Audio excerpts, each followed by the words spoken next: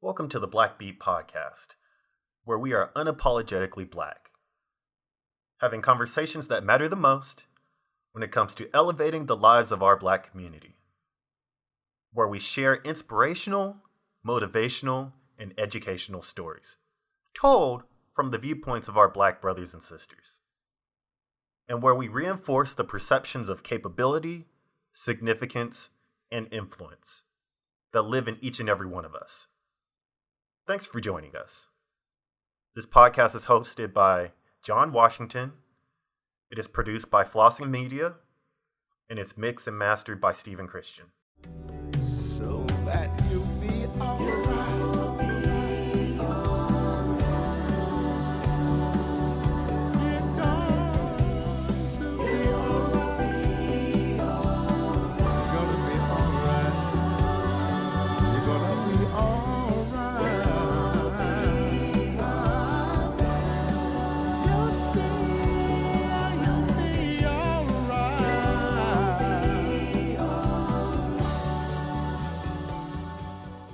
Hey, so welcome to Day Presses.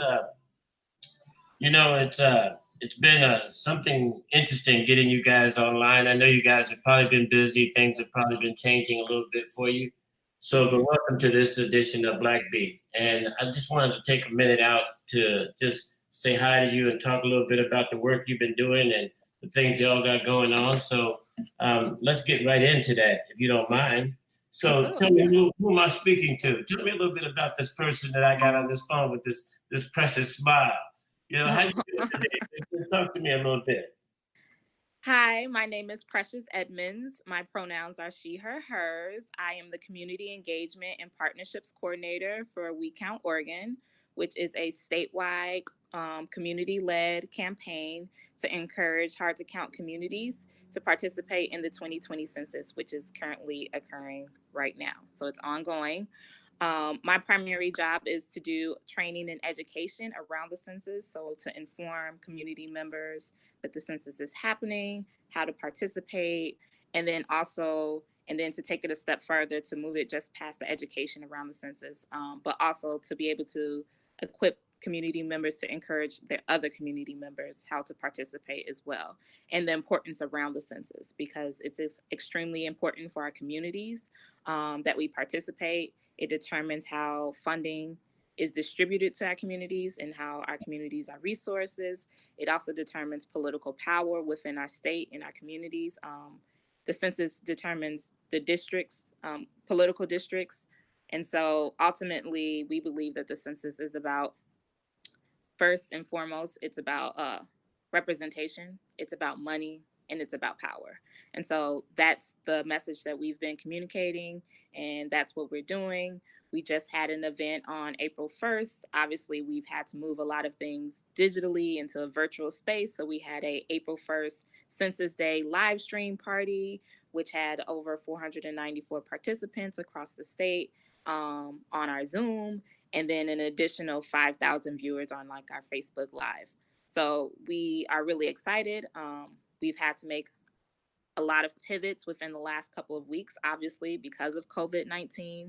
And we are practicing social distancing. We think that's the best way to keep our community safe and healthy. And so our campaign has been doing that. And so we've been a huge shift from a lot of our in-person engagement to a more digital space. And so that's a little bit about me and our campaign currently.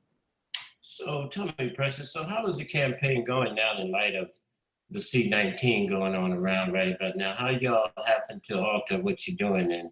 And tell us a little bit about what the change up, because I know that you guys had a large engagement process going on, and I would assume that most of the census stuff is a lot of hand-to-hand combat, so to speak, encountering people, making sure that engagement is going on.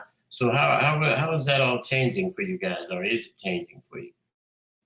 Well, for our campaign, we've had to make some shifts in our campaign because of C-19, right? We were having these huge summits that we had on February 29th. We had the Black Summit where we invited Black community members to come out, and it was a full day event. Obviously, we had to suspend all of our in-person meetings and events for the foreseeable future, as long as C19 is around.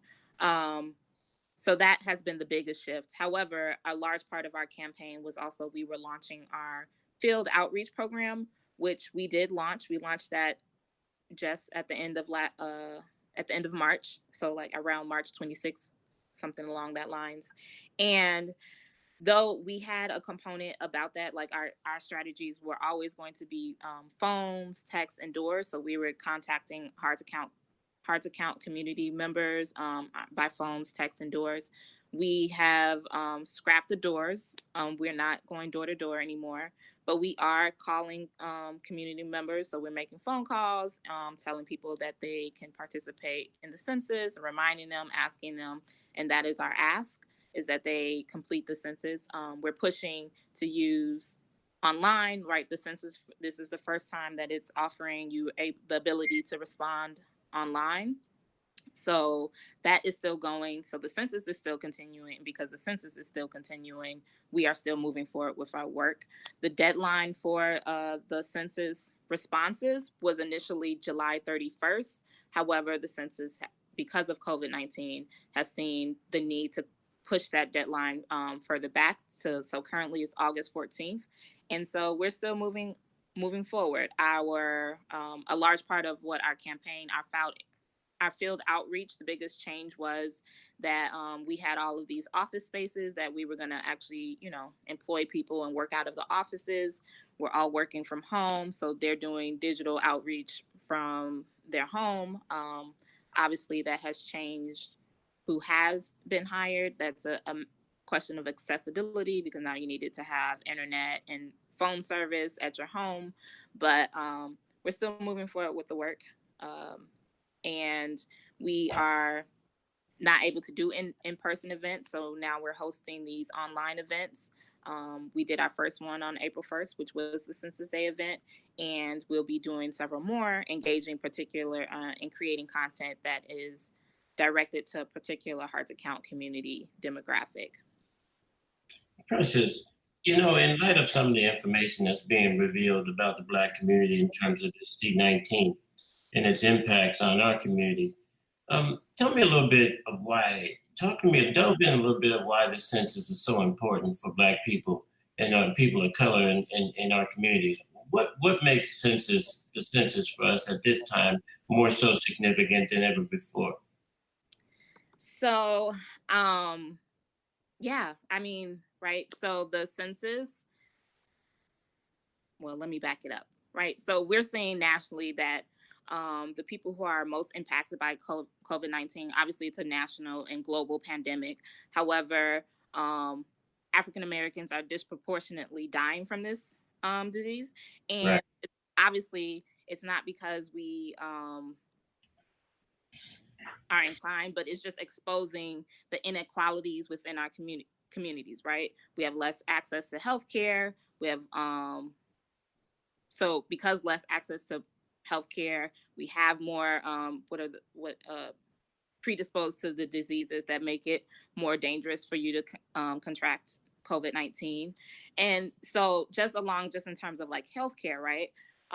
The census determines how much funding a community gets and where that funding goes in terms of like healthcare. And not only does it determine funding, but it also, census data is used for all types of research, actually inform the decisions that are being made on the macro level and on the micro level. So it is extremely, extremely, extremely important. The very foundational process that everyone can participate in is the census, and then all of the other decisions. So our issues, right, like a lot of our concerns, is it just about access and lack of resources in our communities? And then, but Black people tend to be one of the most undercounted, and because the census is a self-reporting process, we're undercounted because we opt out of this process, and justly so, right? We have a distrust of our government. And that's a valid concern, right? That distrust didn't come out of nowhere. It's historical. We have the history of Black people in America. It's a troubling one, given. Right. But because we deselect ourselves out of processes that we can participate in, they then use that we're not in that data. So we're basically not being considered when decisions are being made. And that's on the foundational level. And then obviously that census data also trickles down into political data in terms of voting, in terms of voter rights, in terms of all of that. And so it is critical that if we want to see shifts in how we're represented in this country, within this state, within our on the local level, the very first thing that we need to do is start participating in the census and at a high level. Wow. So, and this is funny because, I don't know, I've been around a little while. I've seen a few rodeos already. Yes. But, it's kind of funny because, all of my, like this house, like in my home here, I've had probably 20 something years. And so these census things have come, and over the years, they've just come and they've been a part of the mail. They sit on the table for a long time, whatever the case is. But this seems to be one of the first years that census seems to be taking on a new profile, a new kind of energy, energy that's radiating. So what brought this attention to like having, ethnicity represented, having that voice a little bit more heard? How did that proliferate? What made you guys front and center, or just the voice that I'm hearing a voice that's ringing to me, is saying, hey, man, you don't you know your importance? Don't you know how valuable you? So I'm hearing this voice constantly, but it's the first time I've ever heard this voice around the census that's coming, that's basically that I could hear, but it's always been out there, but I never was able to hear it because it was never aimed at the importance of me participating with that. So how'd that come into fruition? Tell me a little bit about that. Exactly. Well, one, this is the first time I've heard of this message being delivered too, I mean, even within me growing up, and I grew up in Illinois, and I'm talking to my mom and I'm talking to my grandma, they're like, the census, what? Yeah. Like, nah, that's not for me. What I'm gonna get out of it. And so we work with 12 community-led organizations, which are PLC-led, and they saw a need, right? People of color are often in every census that has ever occurred has been undercounted, right? Whether from the beginning we weren't even being considered in the census process, right? Or being identified as, for Black people, majorly, if you were Black in America in the first census, you were identified as a enslaved person, right? Or today, in the deselection of participating, communities of color are participating at lower rates. And because they're participating at lower rates, it's not only affecting our communities, we see the effects of that in our communities, right? Like the underservicing, the lack of services, the lack of businesses, all of that can be directed towards census data, right? Because census data not only determines how federal funding is coming into your communities, but businesses determine whether or not they're going to open up a business in your community based on census data and population counts. And so all of that and all of that information is a huge factor in what your community is going to look like and shaping that. But on for our state, right? Because in the last census missed out on an additional seat in the House of Representatives, right? Yeah. Because by like 40,000 people, which probably 40,000 people lived in the state that didn't participate, right? And so just even though it impacts our communities the greatest, I think we're seeing this push because the state is supporting this effort in terms of actually like doing outreach to hard to count communities, because the reality is a complete count is needed, and it can't be a complete count unless our communities are being counted and represented well within the count, right? Wow. And so I think there's been that push, and then the community leaders are like, well, if you're going to be reaching out to our communities to share this message, then we should be leading that process, right? And so that's part of the We Count Oregon process and message is that we believe in trusted messengers deliver the best messages, and the people receive those messages, right? That's what I do. Yes. So the partners that we're working with, they already have strong ties to the communities that we're trying to actually reach out to. So they've been in the community, so people trust them. And so when they're saying, "Oh, the census is for us," it resonates more. So and when we're saying the census is for us, right? It's not just about the census, and part of our messaging, right? It's not that the census is just a tool for our communities to develop power, right? This is an act of agency. Participating in the census is not just about being, what is it? This is just not a civil duty, right? Like, and civil responsibility, which it absolutely is. But more than that, like, beyond our relationship with this country, it's a relationship with our community members, right? How are we building with our community members and how are we serving each other? And participating in the census is an act of service to your community. Right on, sis, and I'm fully engaged with what you're talking about, and I'm very supportive of it. But on the next message, on the lighter message, what give me something. Let's talk about something positive on the way out of this. What are you seeing as a fruition or coming to light? What's forming for you that you're delighted about, and what you're starting to experience that's joyful and hopeful and all those types of things in this process? Well, one, I have gotten so much joy of being a part of this process. One, I've learned so much personally, but also just a sense of community, right? I haven't been in Oregon that long. I've been living here 2 years. And so this has given me an opportunity to engage with my community in a way that I didn't have before. Like I said, we had the Black Ambassador Summit, and I was able to see so many Black community members and to feel a part, to feel a sense of belonging, right? Like Oregon obviously have this narrative of that this is a white place, and it felt good to be amongst my people, to feel a sense of belonging and to know that it isn't, that there are plenty of Black people living in Oregon, that we're living here, we're thriving, we belong here, we're going to stay here, this is home for us. And so that has been exciting. But in addition to that, to also know that our campaign is working, that our efforts are working, right? So after our April 1st Census Day, we've seen a 2.3% increase in the amount of self-responses on the census. And the only difference between what happened the day before is the level of engagement. Yeah, I got mine. There ain't nothing left in there. That's yes. Yes. And so right on it, right on the spot. Yes.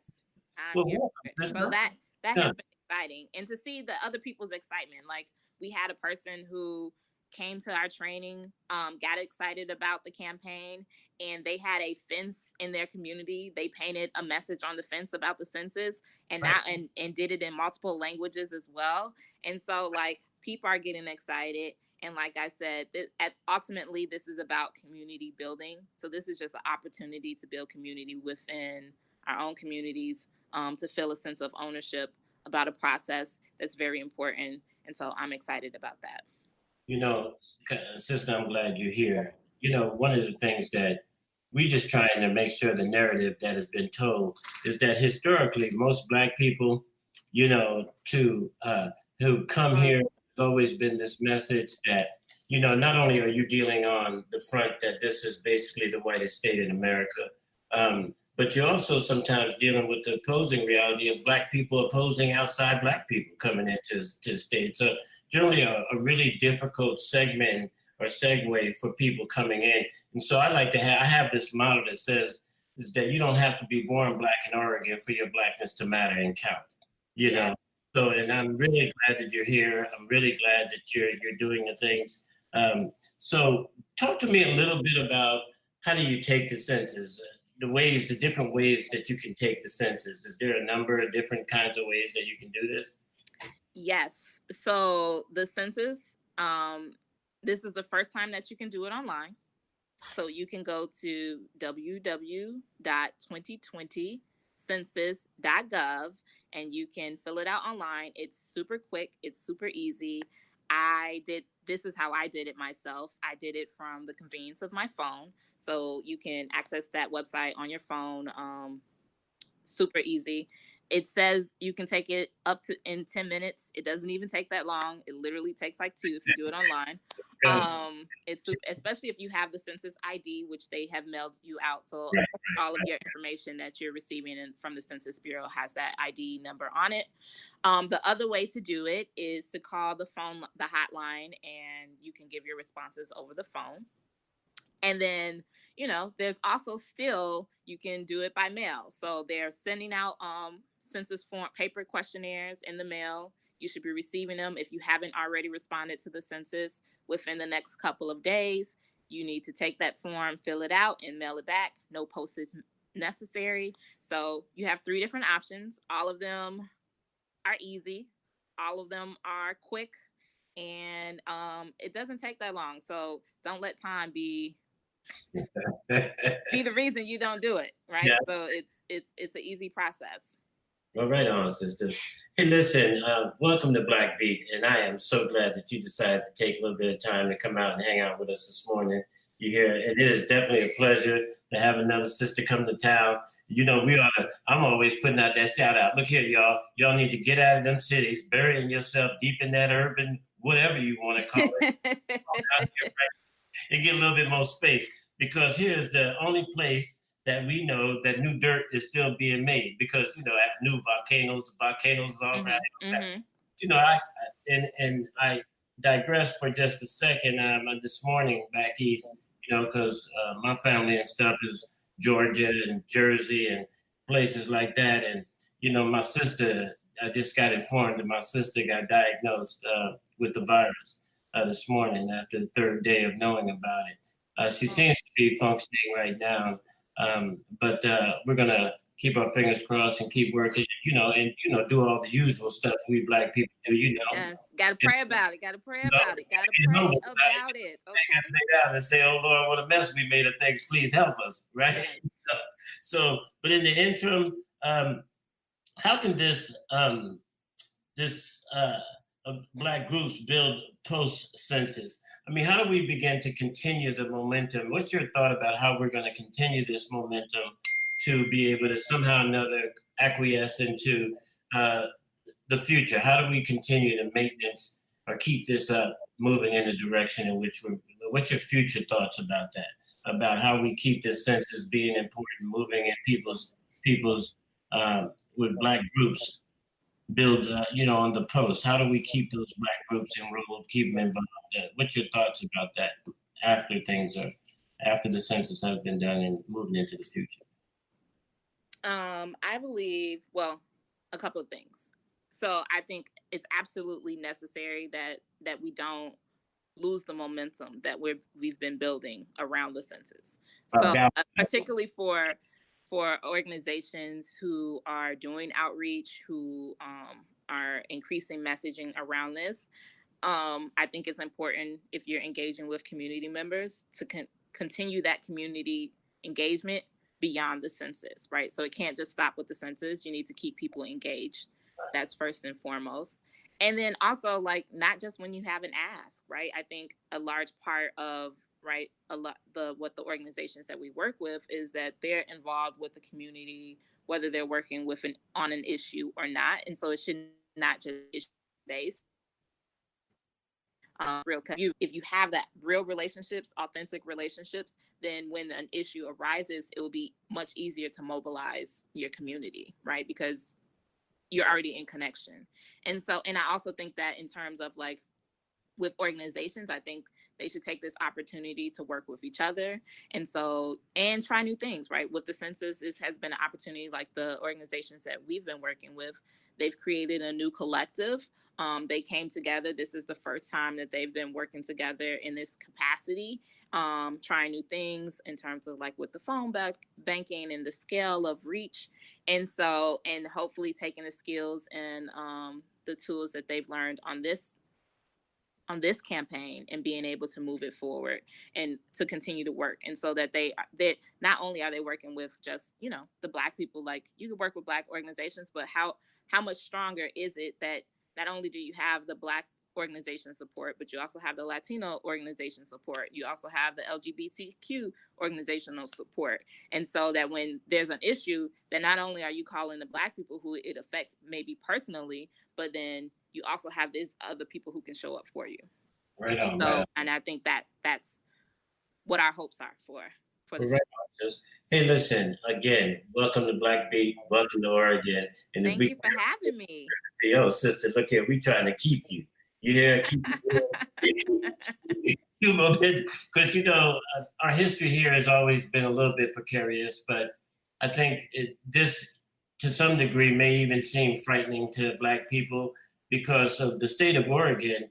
There was really an intentional reality to keep us fragmented and not so much banding and clanding together. In their minds, it's always been a thing that every time we drove some type of stake or anchor into the ground here, it's always been removed and people have always been disbanded, dismantled, and somehow or another moving from northeast to out into the east or from this place to that place. And so this whole nature of keeping us divided here in Oregon was part of the master plan. So we're so glad that the census has taken definitely a different approach to making sure you're flushing a little bit of that out into the opening and making sure that those numbers are accurate and no more of that burying us to the degree to where we don't exist as a number and account in a significance. So again, sister, Precious, much respect to you, and we appreciate you coming on to Black Beat. You hear me? And to the next time, sister, I'm looking forward to the work y'all doing. And hey, stay with us. You hear? Yes. I've enjoyed this conversation. I've been enjoying my time in Oregon. I actually live in Ashland. Hey, so it's nice to come up to Portland, okay? Hey, look, we be running to Ashland, but we be running through Ashland.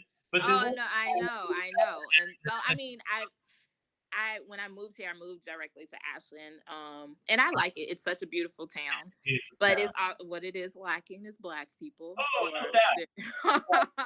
We're not coming running through there again. I just come up to Portland when I want to see family, Yeah, no, it's okay. Because my daughter, she was a big softball player, so we used to come down to Medford. And then for what I do, once they play softball, I just disappear in Ashland. And of course, as someone that's intellectual to some degree or what they're a renaissance, of course, you got to stop it and listen to a little bit of Wherefore Art Thou. Yes, you got to check out the Oregon Shakespeare Festival. Yeah. Unfortunately, they had to postpone their season until the fall because. Wow! Did you go to school down there too? No. I went to school in Chicago, and then I did grad school in Georgia. So I went back for grad school. Where was you at in Georgia? Georgia Tech. Oh, really? Mm-hmm. What is my family? My family don't live down there in Savannah, girl. They all love bulldogs, all that little stuff down in there. Well, I had to jump out of there and go to one of them Ivy League schools. I don't know. Sometimes but my daughter has always shown me the respect. So she came back and took her paper at Grambling. And and she gave that little honor to her dad, I guess, because I always kept saying, boy, I should have went down to the SWAC. You hear what I'm saying? Listen, I have a greater appreciation for the HBCU, okay? Even though I didn't attend one. But I think about going back to one, but she gave me some honors on that, and she came out there with cum laude, and I was all good about all that, and so I at least got that little piece of it happening. But again, Precious, we know you're busy. We're gonna let you get out of here, but this has been a real pleasure, and we look forward to doing it again. You hear? Absolutely. You can have me anytime. Yes. Therefore, I'm looking for. Hey, but when I come through down there, I'm gonna be looking for. Look, I know. Drop me a line. Yeah. We can catch a play. Yeah. Yes. Okay, Precious, much respect to you. I'll see y'all soon. Yeah. All right. Thank you. Yeah.